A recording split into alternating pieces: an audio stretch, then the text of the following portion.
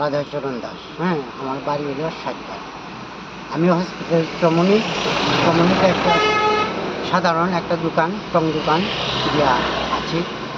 কিন্তু এই দোকানের উপরে আমার নির্ভরশীল। আমার সংসার এই দোকানের উপরেই চলে।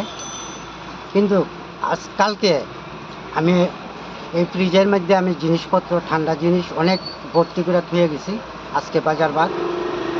কিন্তু আমি তো নিঃসন্দেহে আমি গেছি গিয়া বাড়ি যাওয়ার পরে আমি দোকানে আবার আইলাম সকালবেলা আয়া দেখি আমার হ্যাঁ দরজা ভাঙ্গা, দুইটা তালা দুটা ভাঙ্গার পরে আমি দরজা খুললা ঘরে ঢুকলাম, দোকানে ঢুকার পরে দেখি আমার জিনিসপত্র সব কিছু লুটপাট হইয়া পড়ে রয়েছে। তারপরে আমার ঠান্ডা যা আছে সব কিছু লয়ে গেছে গা। আর আমার গ্যাস সিলিন্ডার আছিল এটাও নিচে, আমার কিছু টাকা পয়সা আছিল এগুলোও লয়ে গেছে গা। আমি এখন কীভাবে চলব? এইরকম অবস্থা যদি কদিন পর আমার দীর্ঘ আজকে 20 বছর বা 22 বছর চলে আমি এখানে দোকানদারি করতেছি।